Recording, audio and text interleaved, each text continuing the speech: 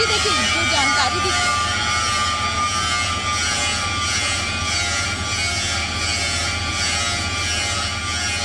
और देखिए ये एक्सक्लूसिव तस्वीरें आपको बता रहे हैं किस तरीके से ये जो आप देख रहे हैं पाइप है जिसकी वेल्डिंग भी की जा रही है। ये पाइप अंदर डाला जा रहा है मलबे को पार कर उन मजदूरों तक पहुंचने की जो कवायद चल रही है, ये उसकी एक्सक्लूसिव तस्वीरें आप जी न्यूज़ की स्क्रीन पर देख रहे हैं। ये वो मशीनें हैं जो टनल के अंदर तैनात की गई हैं और इनके जरिए ही पाइप अंदर डाला जा रहा है। वो पाइप जिसके जरिए उन 41 मजदूरों को बाहर निकाला जा रहा है। बीते 12 दिनों से ये लगातार कवायद चल रही है और देखिए हम अलग अलग एंगल से आपको बता रहे हैं। देखिए किस तरीके से ये पाइप अंदर डाला जा रहा है, वेल्डिंग करके ये पाइप अंदर डाला जा रहा है। उस मलबे की दीवार को पार कर उन 41 मजदूरों तक पहुंचने की कवायद लगातार चल रही है, वेल्डिंग की जा रही है और ये वेल्डिंग बहुत मजबूत होनी चाहिए क्योंकि ये पाइप अंदर जाएगा और इसी के जरिए उन 41 मजदूरों को बाहर निकाला जाएगा। दो अलग अलग एंगल से आपको ये तस्वीरें दिखा रहे हैं और देखिए रात दिन ये काम चल रहा है। आप और हम भले ही अपने दैनिक कार्यों के अंदर लगे हों, लेकिन ये वो लोग हैं जो रात दिन केवल इस मिशन मजदूर में लगे हुए हैं, उस मिशन में लगे हुए हैं जिससे उन 41 जिंदगियों को बचाया जा सके। और टनल के अंदर के चल रहे रेस्क्यू ऑपरेशन की एक्सक्लूसिव तस्वीरें आप देख रहे हैं जी न्यूज़ की स्क्रीन पर। और टनल के अंदर पाइप डालने का काम एक बार फिर शुरू हो चुका है। रात को सरिया आ जाने के कारण ऑगर मशीन का अलाइनमेंट खराब हुआ था, उसके बाद उसे ठीक किया गया, अंदर सरिये को काटा गया, उसको हटाया गया और उसके बाद एक बार फिर ड्रिलिंग की कवायद शुरू हुई है और महज 6 मीटर का फासला बचा है।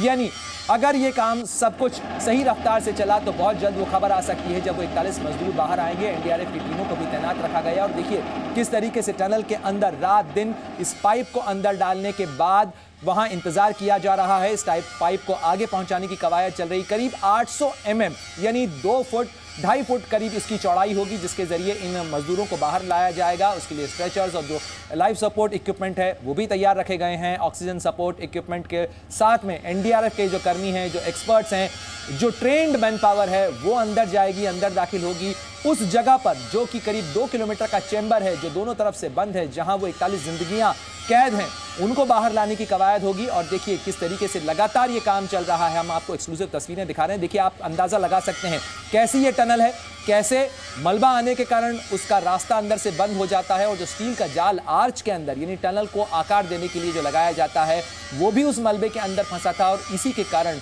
रात को जो उम्मीद की जा रही थी उसमें अवरोध आ गया। रात को जो उम्मीद की जा रही थी कि 12 मीटर का महज फासला बचा है उसको जल्द पार कर लिया जाएगा, लेकिन उसमें एक बार फिर अवरोध को दूर कर लिया गया है और लगातार मशीनें और मनोबल कोशिश कर रहा है उस मलबे के पार जाने की। एक बार फिर करेंगे, मेरी सहयोगी अंजलि लगातार जुड़ी हुई हैं। अंजलि, जिस तरीके से आप बता रही थी, हम एक्सक्लूसिव तस्वीरें भी दिखा रहे हैं दर्शकों को कि किस तरीके से पाइप को अंदर पहुंचाया जा रहा है, रात दिन वहां पर काम चल रहा है।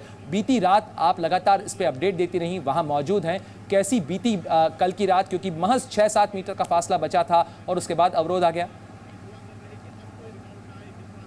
जी देखिए, बिल्कुल पूरी रात हम यहीं पर मौजूद थे इसी टनल साइट पर, क्योंकि उम्मीद यही थी कि शायद देर रात तक ही सही लेकिन लोगों को बाहर निकाल लिया जाएगा। हालांकि ये तकनीकी अड़चनें हैं और जैसा कि अभी भी आप देखेंगे कि किस तरह से टनल की ये तस्वीरें भी लगातार हम दिखा रहे हैं कि यहाँ पर लगातार जो प्रशासनिक अधिकारी हैं, जो एक्सपर्ट्स हैं, उनकी टीमों की जो आवाजाही है वो जारी है।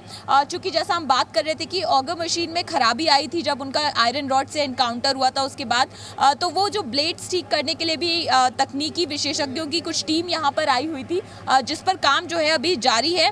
थोड़ी देर पहले ही जो पीएमओ के पूर्व एडवाइज़र हैं भास्कर खुलबे, वो भी यहाँ पर पहुँचे थे और हम उनसे भी हमने बात की और उन्होंने बताया कि फिलहाल जो मशीन को असेंबल करने का काम है, उसको ठीक करने का काम है, वो जारी है।